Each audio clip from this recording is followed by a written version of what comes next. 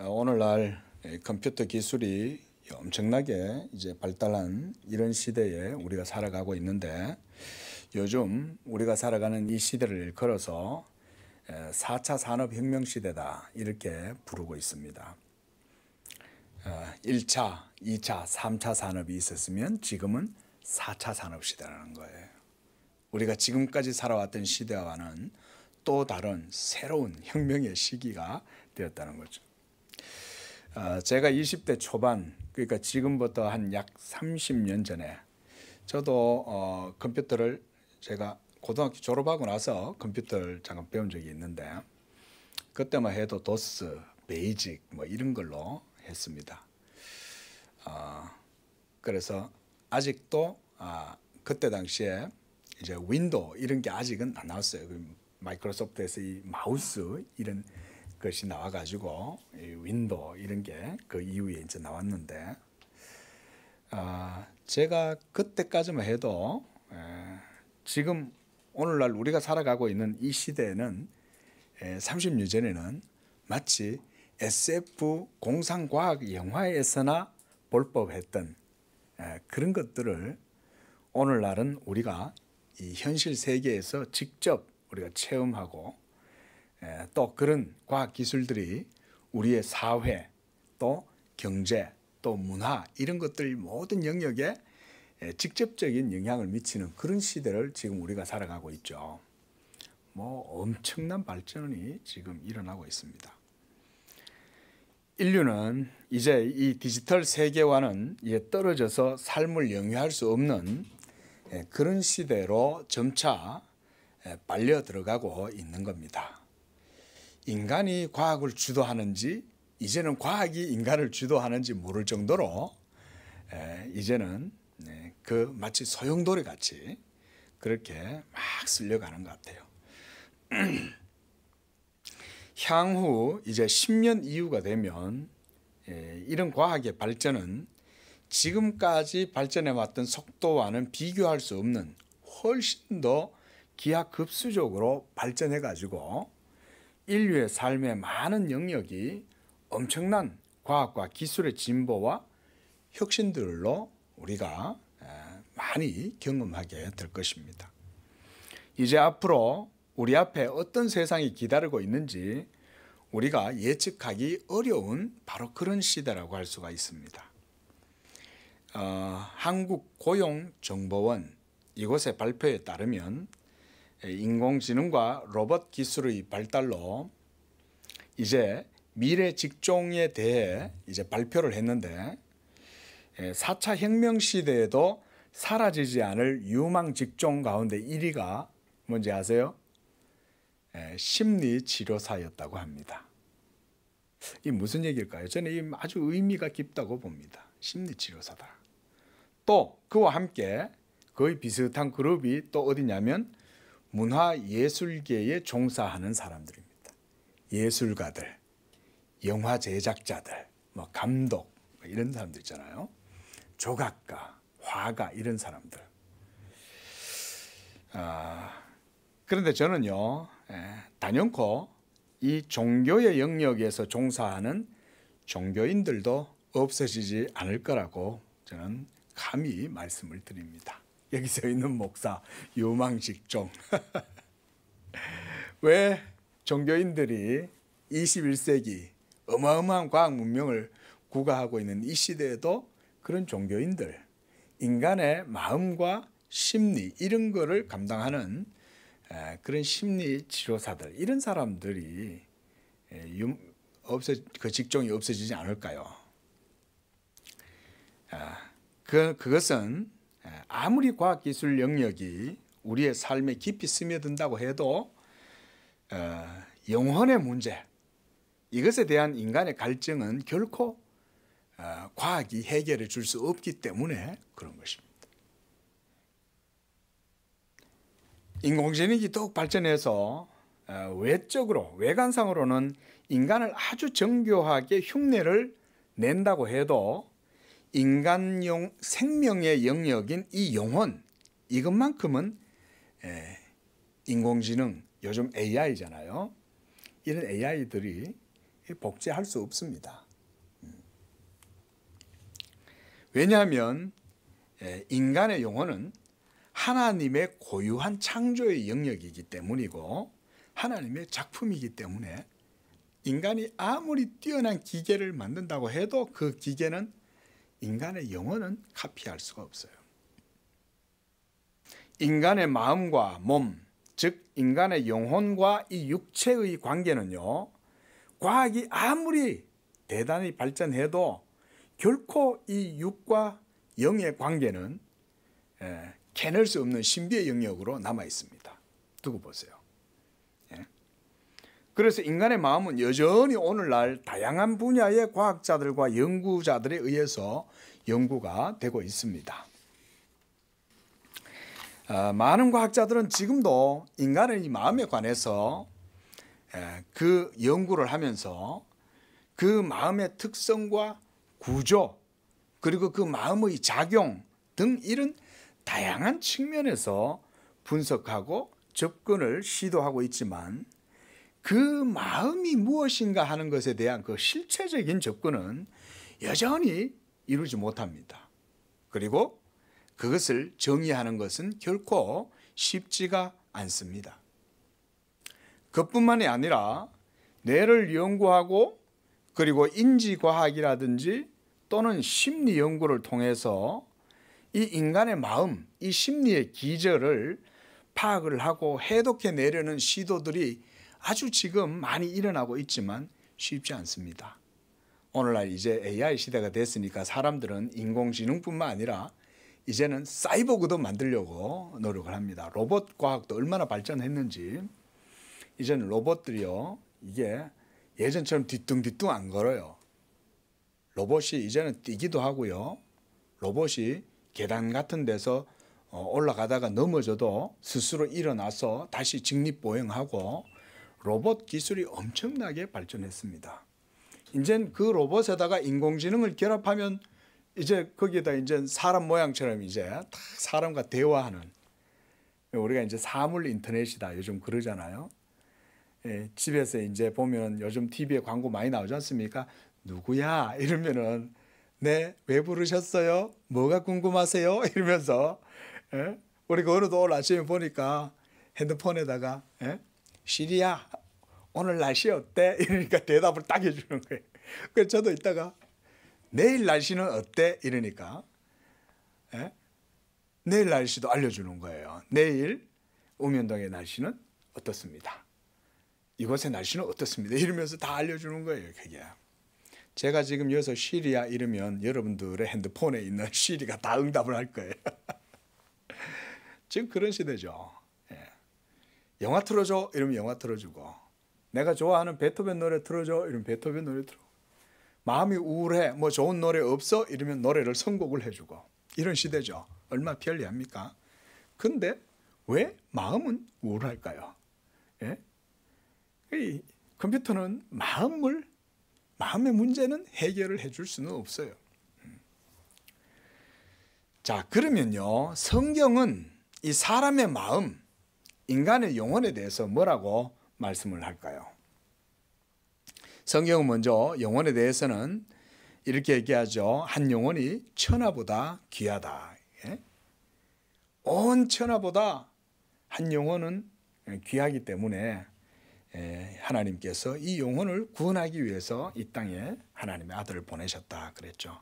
그래서 우리 주님이 이 세상에 오신 것도 우리의 영혼에 새 생명을 주시기 위해서, 이렇게 또 우리 영혼을 사망과 죄 가운데에서 거듭나게 해서 하나님의 자녀의 그 자리로 우리를 세우시기 위해서 예수님이 오셨다 그랬습니다. 인간의 마음, 이것은 곧 인간 생명의 좌소다 이렇게도 말할 수 있습니다.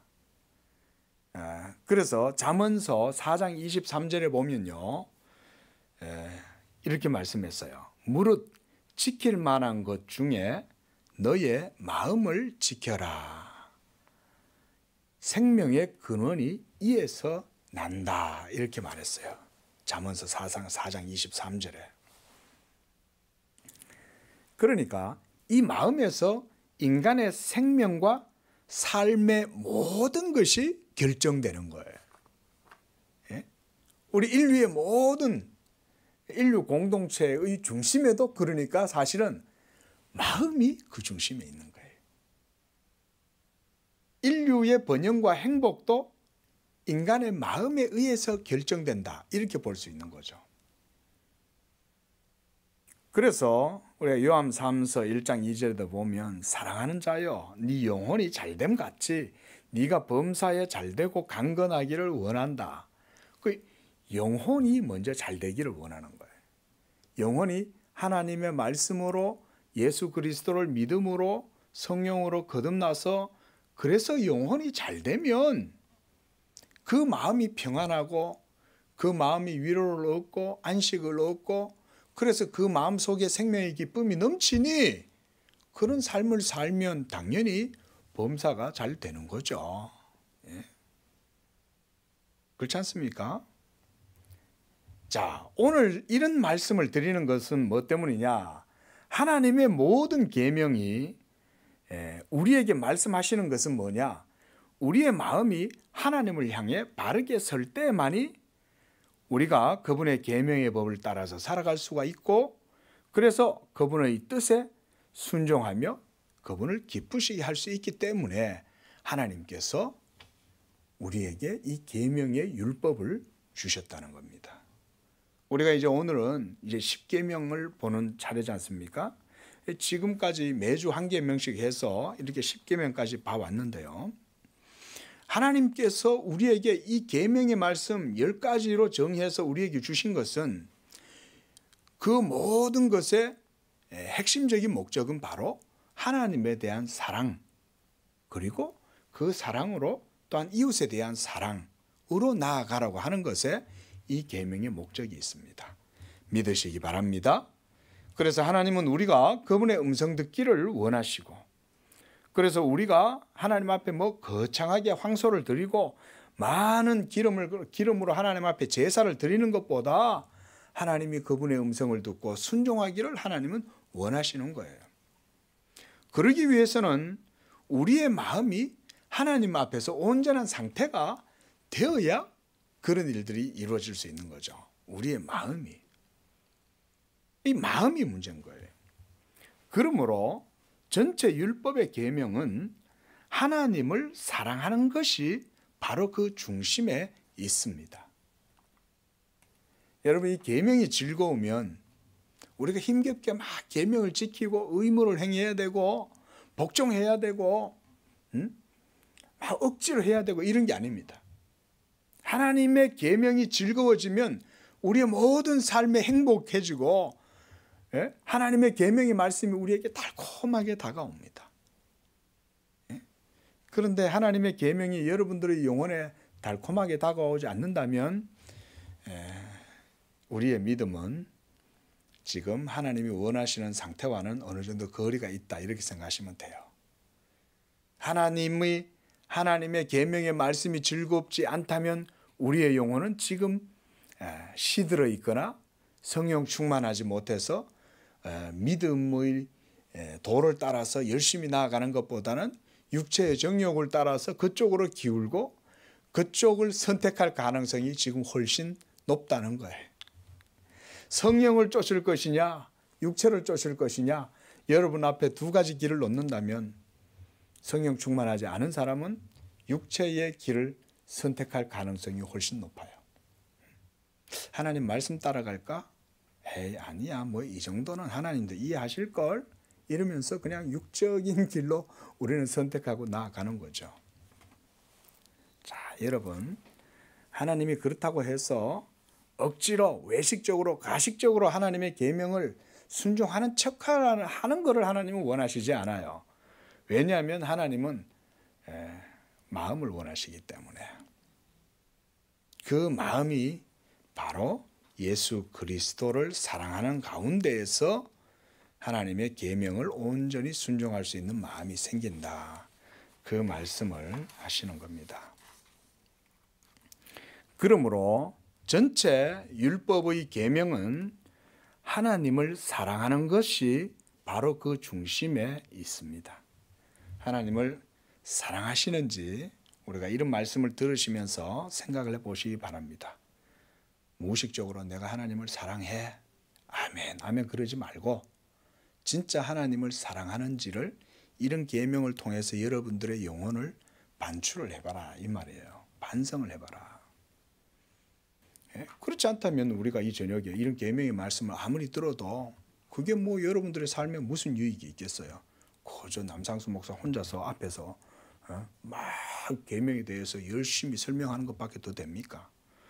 그러나 이 계명이 정말 하나님의 말씀이라면 영구불면의 객관적이고 보편적이고 절대적인 하나님의 말씀의 계명이 맞다면 우리가 이 계명에 즐거이 순종한다면 거기에서 또한 하나님의 능력뿐만 아니라 하나님의 복이 그 가운데에서 또한 임하는 것도 놀랄 일이 아닌 거예요.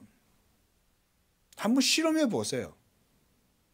여러분들이 하나님의 계명을 한번 순종해 보시라는 거예요. 내 마음에는 싫고 나는 그렇게 하고 싶지 않아. 일평생 나는 그놈한테 당하고 살아가지고 도대체 내가 하고 싶지 않아. 그 마음조차도 한번 내려놔 봐라 이거예요. 미워 죽겠어. 그러면서도 주일날로 와가 하나님 사랑한다고 그렇게 말하면 하나님이 여러분들의 마음을 받느냐? 안 받습니다, 여러분. 언제나 저러나 이러고 그냥 하나님도 지켜보지 안 합니다. 그러나 작은 것 하나라도 하나님의 말씀에 대한 순종을 여러분들이 하고 하나님의 말씀을 선택하고 그 말씀을 따라서 내가 믿음으로 그 말씀 따라 나아가겠다 결정하고 선택해서 행동하면 해보세요. 실제로 안 해서 문제지. 실제로 안 하잖아요. 하나님을 사랑한다고 하면서도 매나 미움과 온갖 마음속에 인간의 욕심 가지고 그러고 살잖아요. 그러니까 경건의 능력이 안 나타나는 거예요. 경건의 능력은 안 나타나는데 나는 예수님을 믿어야 돼. 예수님을 믿는데 경건의 능력은 없어. 그러면 뭘 하는 줄 아세요? 그때부터는 외식을 하는 거예요. 자기 스스로 속이는 거예요. 예수님을 믿으니 내가 복음 받아야 되겠고 경건의 능력도 나타나는 게 있어야 될 것 같고 그렇긴 한데 내 삶은 메말랐고 내 삶의 능력은 아무것도 안 나타나는 것 같고 변화는 하나도 없고 맨날 내 마음속에는 육적이고 세상적이고 하나님의 말씀을 거역하는 마음만 가득하고 아유 어쩌지? 그때부터 연기를 하기 시작하는 거예요. 그걸 보고 위선이라고 하는 거예요. 위선. 그러나 여러분 하나님의 계명은 분명히 모세가 말했어요. 너희가 그것을 행하기가 어렵지 않다 그랬습니다. 그 말씀 행하기가 어려워서 마치 그게 뭔가 대단한 것인 양 돼서 저 바다 건너편에 있는 것을 내게로 가져와야 되고 저 우주 저편에 있는 것을 따다가 와가지고 해야 내가 하나님의 계명을 지키는 게 아니라는 거죠. 하나님의 계명 지키는 거는 아주 가깝다는 거죠. 네 입에 있어, 네 마음에 있어 이렇게 얘기 안 하시는 거죠. 자, 이게 뭔 얘기일까요? 하나님의 계명을 순종하는 것은 그만큼 우리의 마음이 둔하고 어렵다는 거예요. 내 마음속에 내 입술에 있다고 하는데도 내 입에 붙어 있는데도 그걸 못하는 거예요. 말로는 하나님의 계명 그러는데 못하는 거죠. 그게 바로 사람의 마음이에요. 아셨어요? 성경은 그런 얘기를 하는 거예요.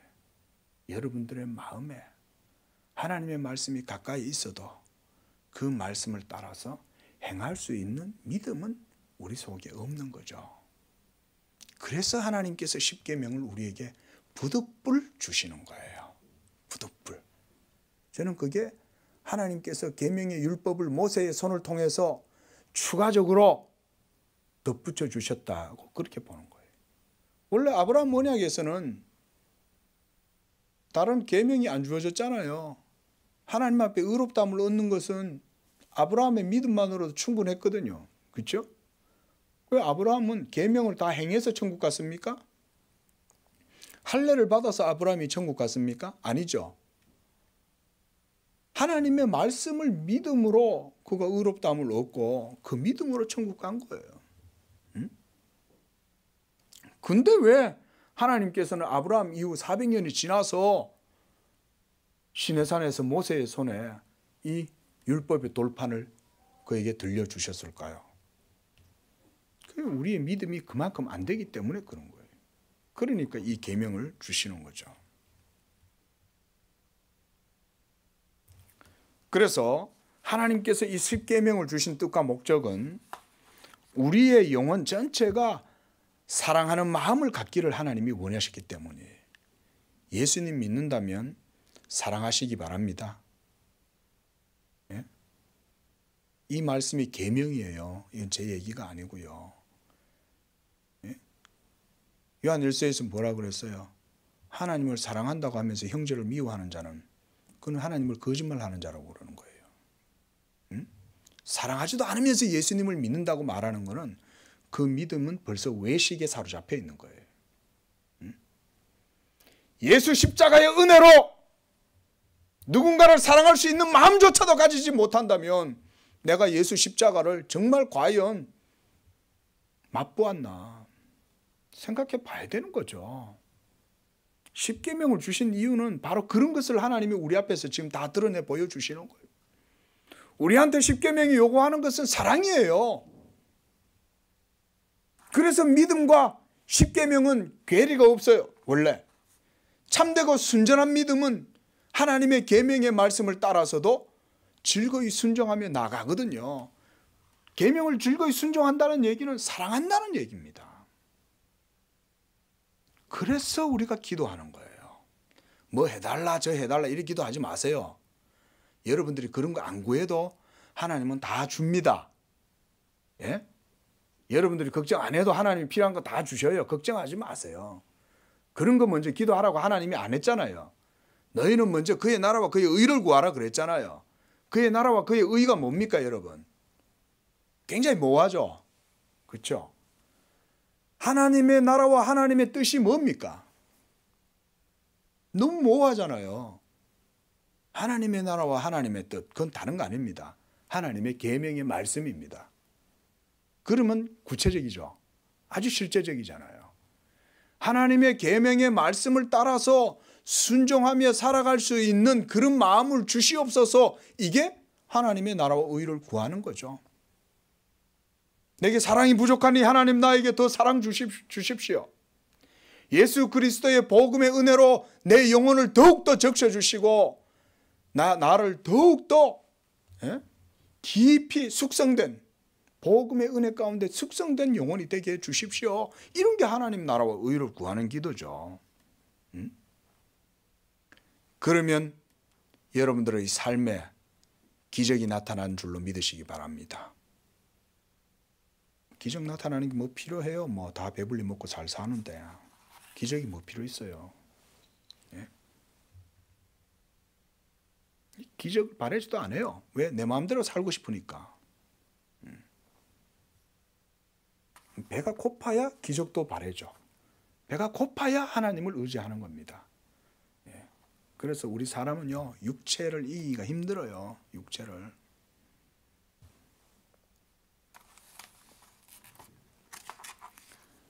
자, 이 십계명에서 탐심에 대해서 이야기를 하는데요. 오늘 본문 말씀을 보면 사도 바울이 말합니다. 율법이 죄냐? 그럴 수 없느니라.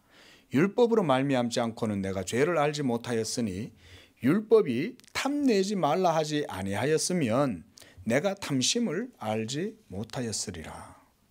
그러나 죄가 기회를 타서 계명으로 말미암아 내 속에서 온갖 탐심을 이루었나니 율법이 없으면 죄가 죽은 것이다. 탐심에 대해서 이야기합니다. 자, 우리의 사람의 마음 속에 그리고 우리의 삶의 모든 영역에 또 더 크게는 이 사회의 체계 모든 중심은 각 사람의 마음과 마음이 서로 이 거미줄처럼 다 연결되어 가지고 이 시스템이 이루어져 있죠. 그게 사회잖아요. 그렇죠? 네트워크가 그렇게 형성되어 있잖아요. 그래서 이 마음의 변화가 일어나고 혁신이 일어나게 되면 그 사회 전체 시스템에 혁신과 변화가 일어나게 되는 것입니다. 하지만 아담의 범죄로 말미암아 사망이 인류 가운데 들어오고, 그래서 아담의 후손들 모두가 원죄로 말미암는 이 오염과 부패와 죄책을 짊어지게 되었어요. 지금 인류가 고통하는 것은 바로 이 마음의 부패, 타락 때문에 그렇습니다. 그래서 사도 바울이 이 로마서 1장 29절에서 31절을 보면요, 이와 같은 인류의 부패와 타락상에 대해서 아주 구체적으로 설명을 해주고 있습니다. 한번 보시죠. 로마서 1장 29절에서 31절.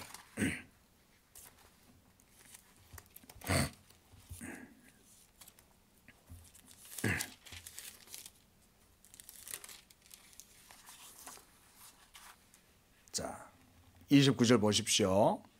이게 타락한 세상의 사람들의 마음입니다. 자, 곧 모든 불의, 추악, 탐욕, 악의가 가득함, 시기, 살인, 분쟁, 사기, 악독이 가득함, 수근수근함, 또 30절, 비방함, 하나님께서 미워하시는 자, 그리고 능욕하는 자, 교만한 자, 자랑하는 자, 악을 도모하고 부모를 거역하고 우매한 자요, 배약하는 자요, 무정한 자, 무자비한 자라. 자, 세상에 문제가 왜 생겨납니까? 마음이 문제죠. 아닙니까? 돈이 없어서입니까? 과학이 발전하지 못했습니까? 기술이 발전하지 못했습니까? 아니잖아요. 과학이 발전하지 않아도 과거가 훨씬 더 우리가 삶의 만족도는 더 높았죠. 오늘날 얼마나 사람들 사이에 사랑이 식어지고 무자비했는지. 아니 2개월 된 아기를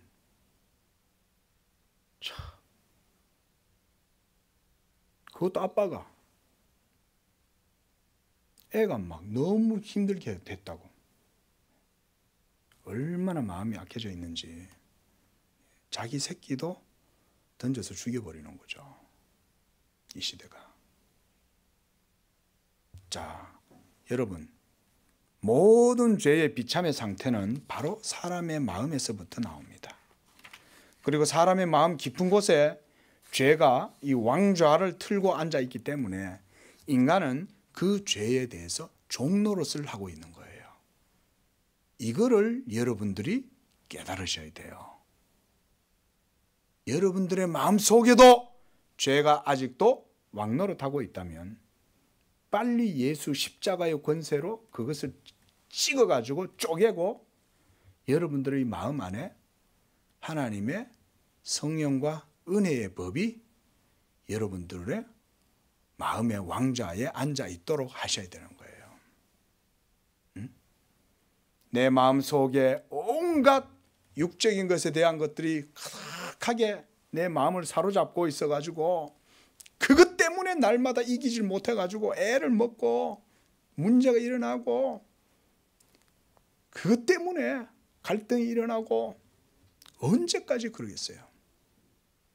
빨리 예수의 복음으로 어둠을 물리치고 내 마음에 예수가 왕노릇하도록 해야 그 신앙생활에 재미가 있는 거지.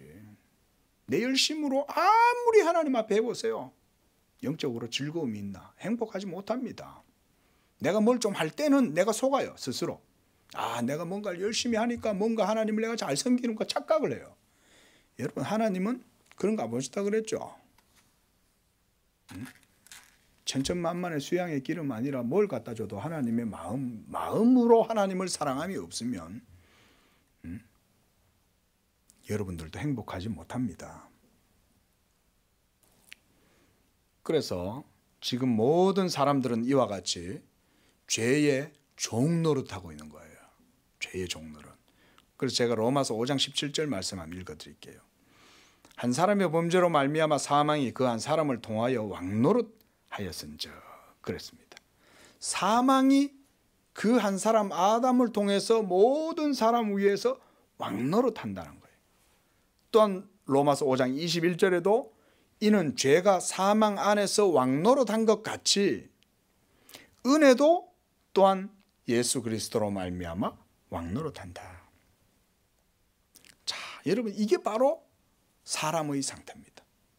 이렇게 죄의 종노릇하고 죄에게 사로잡혀 가지고 죄가 사망 안에서 왕노릇하고 있는 이런 사람들을 향해서 하나님께서 자기의 계명의 말씀을 주시는 거예요. 그리고 하나님의 거룩한 뜻을 그들에게 알려주시는 거예요. 그래서 하나님은 거룩한 분이요 의로운 분이요. 그래서 그 하나님의 말씀을 따라 살아갈 때만이 진정한 생명을 누릴 수 있다는 것을 십계명은 우리에게 보여주는 거예요. 오늘 탐내지 말라. 탐내지 말라는 것도 인간의 마음속에 가장 중심부에 있는 거예요, 원래. 사실은요, 저는 개인적으로는 이 탐내지 말라고 하는 십계명이 원래는 5계명에 와 있어야 된다. 저는 그렇게 생각해요. 왠지 아세요? 모든 죄의 뿌리는 탐심으로 드러나기 때문에. 탐심이 없으면 살인 안 합니다. 탐심이 없으면 간음 안 합니다. 탐심이 없으면 거짓말 안 합니다. 그런데 왜 이 탐심을 제일 마지막에다 하나님이 놔두셨냐? 이 모든 계명의 핵심적인 내용을 제일 마지막에 둠으로써 우리가 하나님의 계명에 대한 교훈을 바르게 인식하라고 제일 마지막에다가 저는 놔두셨다. 개인적으로는 그렇게 생각을 해요. 탐심은 우상숭배잖아요. 탐심 없으면 제1계명에서 4계명도 안 어깁니다. 탐심 때문에 모든 문제가 다 생겨나잖아요. 심지어 남의 집에 남의 남자의 처 아내도 탐하는 것도 탐심이죠. 자기 육체의 정욕과 욕망 때문이잖아요. 거짓말은 왜 합니까? 자기 탐심 때문에 거짓말 하는 거죠. 왜 도둑질합니까? 탐심 때문에 도둑질하는 거죠. 왜 살인을 해요? 탐심 때문에 하는 거죠. 온갖 모든 것들이 다 이 탐심에 달려 있는 것이죠. 그래서 이 마음을 하나님께서 건드시는 거예요. 그래서 탐내지 말라. 탐내지 말라. 자, 이렇게 하나님께서는 사람의 마음을 가장 중요하게 여기셔요. 십계명을 우리에게 주신 이유는 바로 우리의 마음을 다해서 우리의 영혼을 다해서 그와 같이 하나님을 사랑하라고 이렇게 우리에게 계명을 주신 거예요. 이 계명을 따라 우리가 하나님을 다 사랑하는 예수 믿음이 되실 수 있기를 축원드립니다. 이렇게 하나님을 사랑하는 마음으로 예수님을 믿을 때 하나님께서 바로 여러분들의 믿음을 기쁘게 받으시는 거예요. 복도 여러분이 잘해서 복 받는다 절대 생각하시지 마세요. 예? 그렇게 생각하면 하나님의 계명에서 여러분들은 거리가 멉니다. 왜? 우리는 복을 받을 수 있는 존재가 아니기 때문에. 우리는 입만 열면 악독이고 입만 열면 저주고 입만 열면 우리 입에서 온갖 더러운 것들이 다 나오잖아요. 그런데 여러분들이 뭔 행위로 복을 받아요? 언감생시 생각도 하지 마세요. 제가 하나님 앞에 잘했잖아요. 천만에요. 여러분들이 지금 뭔가 복을 받고 계신다면 다 하나님의 값없는 은총이에요. 은혜예요. 그리고 그 은혜를 가장 여러분들이 하나님 앞에 진정하게 표현할 수 있는 건 뭐냐? 하나님의 계명을 즐거워하고 그 계명의 말씀을 따라 즐거이 헌신하고 순종하는 거예요. 그렇지 않다면 하나님의 은혜에 대한 여러분들의 믿음의 고백도 전부 다 누더기밖에 안 돼요. 하나님의 계명은 결코 속일 수 없습니다. 믿음은 결코 거짓말하지 않습니다. 믿음의 도는요, 하나님의 계명과 연결되어 있기 때문에 여러분 믿음은 속일 수가 없습니다. 믿음은 정확합니다. 율법의 가치만큼이나 믿음의 가치도 정확하게 비례합니다. 이거 아셔야 돼요. 그래서 믿음을 속일 수 없다고 제가 그러는 거예요. 자, 이 말씀을 좀 드리고 이제 마치려고 합니다. 예레미야서 17장 9절에 보면 이 사람의 마음에 대해서 이야기를 합니다. 만물보다 거짓되고 심히 부패한 것은 마음이라. 누가 능히 이를 알리요. 참 저는요 이 말씀 읽을 때마다 새로워요. 놀라워요. 이 다 외워도 외우는 말씀이고 다 아는 말씀인데 어떻게 이 말씀만 보면 맞다. 사람의 마음이 얼마나 거짓되고 부패했냐. 살아가면 살아갈수록 이걸 더 깊이 깨달아요. 날마다 새로울 정도로. 예? 자, 누가 능히 이것을 알리요. 그러잖아요. 누가 능히 이걸 알려. 그렇지 않습니까? 지금 세상에 있는 모든 사람들이 다 자기의 마음은 온전하다, 자기는 완전하다, 자기는 의롭다, 자기는 건강하다, 자기는 건전하다 이런 생각하면서 다 살아가잖아요. 그런데 성경에 의하면 전부 다 속고 있다. 자기 마음에. 그래서 하나님께서 십계명을 주신 겁니다. 이 계명을 통해서 우리의 상태를 깨달으라고. 그래서 오늘 본문 말씀 로마서 7장 7절 말씀 다시 한번 보십시오. 뭐라고 말씀합니까? 율법이 죄냐? 그럴 수 없다. 율법으로 말미암지 않고는 내가 뭐라고 그래요? 죄를 알지 못하였다 그러는 거예요. 우리 깨달으라는 거예요. 하나님이 십계명을 우리에게 주심으로 하나님의 사랑의 가치, 절대적이고 객관적인 이 하나님의 법을 우리에게 깨닫게 하심으로써 우리로 하여금 우리 속에 있는 죄를 깨닫게 하시는 거예요. 그래서 율법이 탐내지 말라 하지 아니하였으면 우리가 탐심을 알지 못하는 거예요. 그런데 계명이 탐내지 말라고 하니까 그때부터 내 속에 탐심이 그동안 은밀히 위장막을 딱 치고 이 투명 보호막 같은 거 있죠. 이게 딱 이렇게 덮어쓰고는 투명 인간처럼 여러분 속에 싹 자리를 차지하고 왕노릇하고 있었는데 계명에서 탐내지 말라라고 말씀하니까 그때부터 여러분 속에 있던 이 탐심이 싹 정체를 드러내기 시작하는 거예요. 그래서 8절에 죄가 기회를 타서 계명으로 말미암아 내 속에 온갖 탐심을 이루었다. 계명이 탐심을 불러일으킨 게 아니에요. 착각하면 안 됩니다. 오해하면 안 됩니다. 계명이 잘못된 거기 때문에 여러분 속에 탐심을 불러일으키는 게 아니라 원래 여러분 속에 탐심이 있었는데 투명인간처럼 탁 은밀하게 이렇게 이 착 투명천을 덮어쓰고는 이렇게 있다가 계명이 딱 여러분들의 마음에 비치니까 그때서야 정체가 드러나기 시작했다 이 말인 거예요. 그러므로 9절을 보세요. 율법을 깨닫지 못했을 때에는 내가 살았더니 계명이 이름에 죄는 살아나고 나는 죽었다. 죽었다는 거예요. 병들었다가 아니에요. 내 상태가 약해졌다가 아니에요. 죽었다는 거예요. 죽었다. 바로 여기에 계명에 대한 아주 중심적인 이해가 있습니다. 자, 하나님께서 우리에게 율법을 주신 것은 그 계명으로 말미암아 하나님의 뜻을 깨닫고 우리의 연약함을 깨닫고 하나님을 사랑하라는 거예요. 그래서 그 하나님을 사랑하게 되면 그는 예수님을 믿게 돼요. 그러나 이 계명의 말씀을 듣고 받고도 자기의 마음을 내려놓지도 않고 하나님을 사랑하지도 않는다면 그는 예수님을 믿을 수가 없어요. 놀랍죠? 우리가 요즘 요한복음 보지 않습니까? 요한복음의 깊은 신학이 바로 이런 거예요. 너희가 하나님을 사랑하였더라면 나를 사랑하였으리니 그러는 거예요.